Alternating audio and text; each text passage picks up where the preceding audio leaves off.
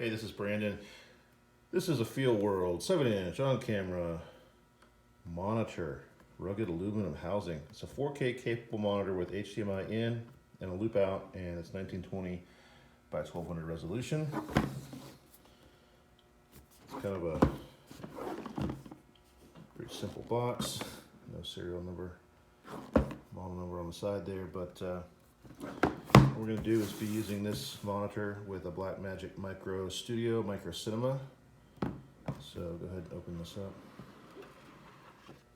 Looks like you've got a monitor hood. You got a package list. Got a user manual. Just a little bit of information in the manual. And then a little bit of foam. And then the monitor itself, which has actually has a good feel to it. It's not too heavy.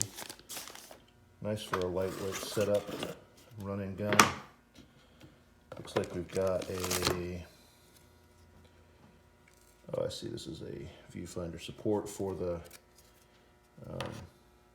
sunshade, which is a Velcro attached sunshade. And then find out what's in there. And we've got a micro HDMI to HDMI, or mini HDMI. I'm not sure which one it is. It's the little smaller one, not the really small one. And that's it on what's in here. Oh, okay. Little ball mount, 1/4-20 for placing this on top of your camera rig. And a little 1/4-20 stud for going between. Cool, so this is the monitor itself. Don't want to scratch it up or anything.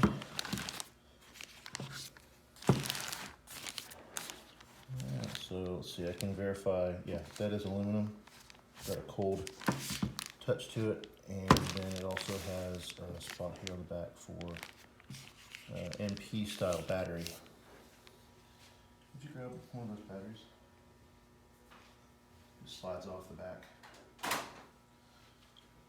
Alright, so I've got here, this is an F70, MP-F70.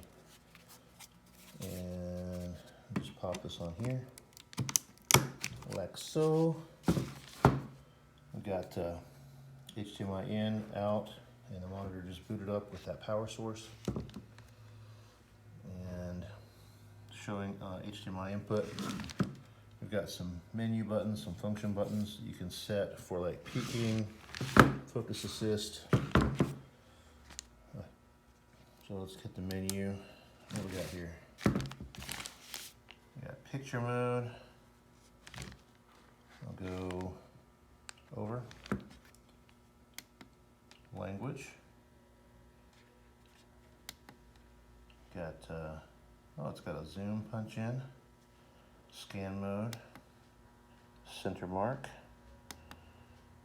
And then here's your function button assigns, which is histogram and false color currently. And then let's dive into some of these menus. Let's see, if I hit down, which is over here, you can jump down. Oh, it's got color temp settings.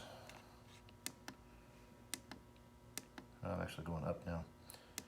And then, let's see, go over. Oh, no, I'm changing picture mode. Standard. And hit menu to get out. Yeah, menu to get out. Over. Go down, look through what these options are. Backlight. Power is set to auto. Okay, you got a USB upgrade. Oh, I forgot there is a USB mini. And there's your 1/4-20. And then hit menu button to go back. And then I can go down. Scan mode. I'm probably going to want to set this to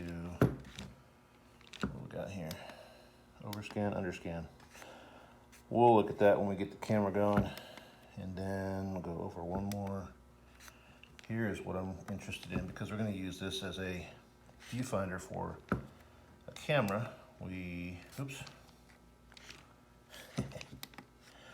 do want center mark. We do want the safe framing. Maybe not 80, we'll do 90%. They're doing mainly online, so they don't have to worry about old style TVs. You got the 9 grid for your rule of thirds, which is cool. Freeze the image, flip the image in case you have to mount your monitor upside down. Because, well, there is a, well, I suppose if you're running a GoPro upside down or something, maybe you can't do it in the camera for whatever reason, you can flip. Or you can mount your monitor upside down, it'll flip everything over. It's got anamorphic mode, histogram, false colors, focus assist. Yes, we want focus assist. Okay, so that makes it look funny there, but whatever. Peaking color.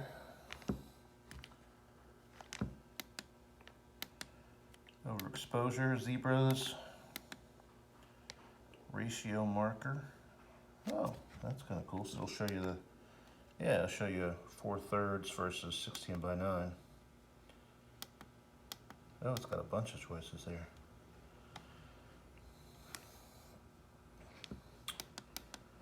Mark width. Cool. All right, well, get out of the menu, hit it twice. Nice. So that right there is a review, unboxing, Feelworld T7. Peace out.